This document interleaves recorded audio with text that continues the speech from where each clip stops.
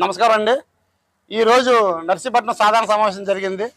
ఇందులో ప్రధాన సమస్యలపై మా వైఎస్ఆర్ కాంగ్రెస్ పార్టీ కౌన్సిలర్ అందరూ గలమెత్తాము. ప్రధాన కారణం ప్రధాన సమస్య ఏంటంటే నర్సీపట్నం మెయిన్ రోడ్డు మీద అబ్బి సెంటర్ నుంచి శ్రీకాంత్ బొడ్డుపల్లి సెంటర్ వరకు చూస్తే ఎక్కడ పడితే అక్కడ గోతులు పడిపోయి ఉంది. ఈ వర్షాకాలంలో ఇంకా మరీ దారుణంగా ఉంది. స్కూల్ పిల్లలు అవ్వచ్చు, లేకపోతే ముసలి అవ్వచ్చు, వీళ్ళందరూ కూడా రోడ్డు మీద బైకుల మీద వెళ్తుంటే పడిపోయి యాక్సిడెంట్లు అయ్యే పరిస్థితులు ఏర్పడుతున్నాయి రోజు. మనం అందరూ కళ్ళారో చూస్తున్నారు. నర్సీపట్నం మున్సిపాలిటీ ప్రజలందరూ చూస్తున్నారు రోజు. ఎందుకంటే చాలా విపరీతమైన ట్రాఫిక్ ఉంటుంది.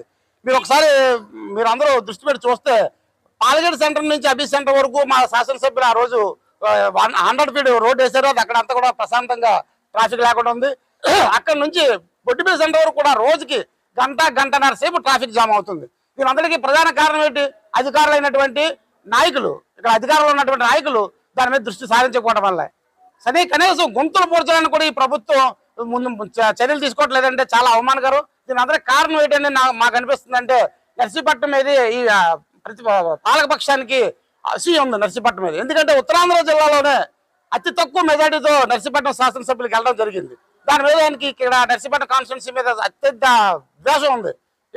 ఉత్తరాంధ్ర మొత్తం మీద మందే తక్కువ మెజార్టీ ఉంది. నేను బదులు చేశాను, 40 సంవత్సరాలు ఈ పదవిలో ఉన్నాను, అయినా సరే నాకు ఇంత తక్కువ మెజార్టీ ఇచ్చారని ఒక అక్షాస్తో నర్సీపట్నాన్ని పూర్తిగా గాలి వదిలేశారు. ఎక్కడ అభివృద్ధి లేదు. అంటే పేపర్లో చెప్తున్నారు 7 కోట్లు తీసుకొచ్చి 8 కోట్లు తీసుకొచ్చి అక్కడ తీస్తాం ఇక్కడ చేస్తాం, కానీ ఎక్కడ లేదు. దానికి ప్రధాన కారణం దాని అందరికి కనిపిస్తున్న కారణం రోడ్డు మీద గుంతలే కనిపిస్తున్నాయి. అవి వాళ్ళ కూడా కౌన్సిల్ సమస్యలు ఇంపార్టెంట్ కాదు, జోగినాయనపల్లిలో మెయిన్ రోడ్డు ఇంపార్టెంట్ అని అంటున్నారు. ఎందుకంటే అక్కడ కూడా ప్రయారిటీ చేస్తున్నారు.